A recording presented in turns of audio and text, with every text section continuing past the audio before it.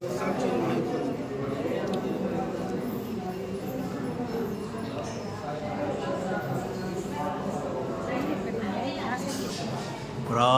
విగ్రహాలు, పైన బంగారు వినాయకుడు, పురాతనమైన కట్టడం. దేవుడు కూడా నేలపైన ఉండడు, భూగర్భంలో ఉంటాడు. వంగిపోతే నడుము ఎత్తేదానికి కూడా లేదు ఈ గుళ్ళో, వంకొనే చూడాల. యుద్ధానికి బయలుదేరిన సిద్ధం. గుర్రం మీద వీరులు, ఏనుగుల మీద వీరులు, వీరాది వీరులు. అప్పట్లో యుద్ధ విద్యలన్నీ గుళ్ళల్లో నేర్పించేవాళ్ళు. ఏనుగులు, ఎన్ని రకాల ఏనుగులు, ఒక్కొక్క ఏనుగు ఒక్కొక్కట మాదిరిగా ఉంది. చూసారా? పైన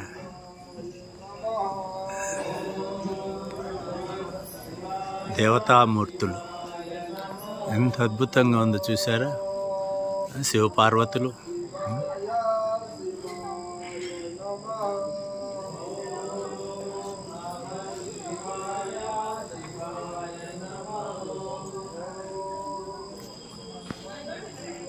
ఏ గుళ్ళో అయినా ఇవి ఉండాల్సిందే. దేవాలయాలు అంటే సెక్స్ ఎడ్యుకేషన్. ఎంత బాగున్నాయి చూసారా? ప్రతి ఒక్క విగ్రహం ఒకే రాతిలో చెక్కారు. నటరాజు.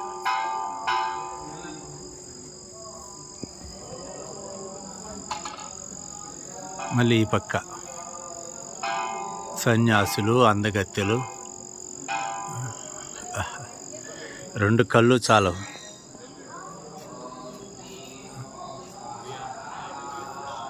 ఓం నమ శివాయ.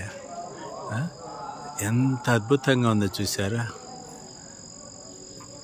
ఇంతంత పెద్ద రాళ్ళు ఎక్కడ సంపాదించారు, ఎలా కట్టారు? బౌండా నాగనాథ్ ఆలయం.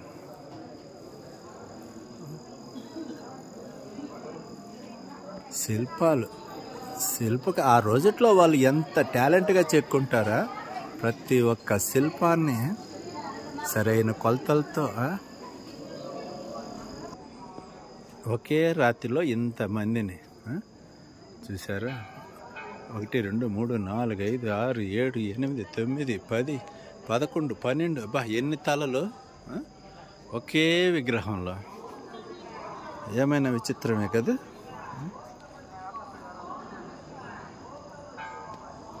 మామూలు మన శివయ్య నీళ్ళ పోస్తే చాలు, సంతృప్తి పడిపోయి కావాల్సినన్ని వరాలు ఇస్తాడు. ధ్యానంలో కూర్చున్న విష్ణుమూర్తి. ఈ కమ్ములు అడ్డం ఉన్నాయి కానీ లేకుంటే ఇంకా బాగా కనిపించును, లేదా పగలు పుట్టు రావాలా.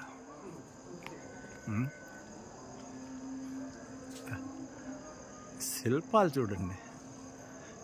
ఎంతసేపు వచ్చిన వాళ్ళంతా గర్భగుడిలో ఉన్న దేవుణ్ణి చూస్తారే కానీ ఇలా గర్భగుడి బయట కూడా ఇంతమంది దేవతలు ఉన్నారని ఎందుకు ఆలోచించరు, గుర్తించరు? చూసారా ఎంత కళాత్మకంగా ఉందో ప్రతి ఒక్క విగ్రహం. అప్పట్లో వాళ్ళు ఇంత అద్భుతమైన విగ్రహాలు ఇంత ఆలోచనలతో చేశారు. అబ్బబ్బబ్బబ్బా!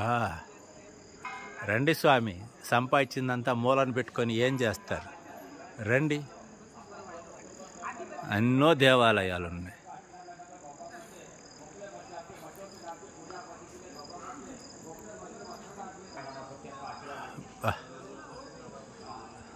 ఇందుకే ఈ గుళ్ళు ఇంత ప్రాచుర్యానికి వచ్చింది. శివపార్వతులు ఇక్కడ చూడండి.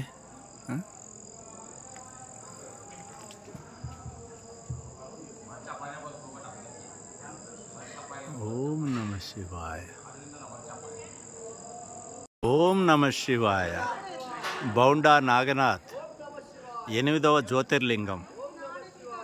చాలా అద్భుతంగా ఉంది. గుడి కానీ, గుడిలోన విగ్రహాలు కానీ, లోపలున్న దేవుడు కానీ. వీలున్న వాళ్ళు, ఆరోగ్యంగా ఉన్నవాళ్ళు రండి, చూడండి. ఇక్కడ చూసారా? అన్నీ ఒక్కరి దగ్గరే ఉన్నాయి.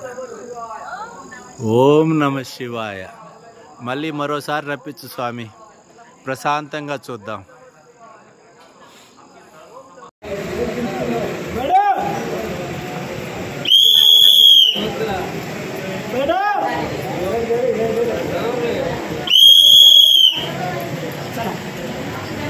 ಇಟ್ಕೊಳ್ರಿ ಇಲ್ಲಿ.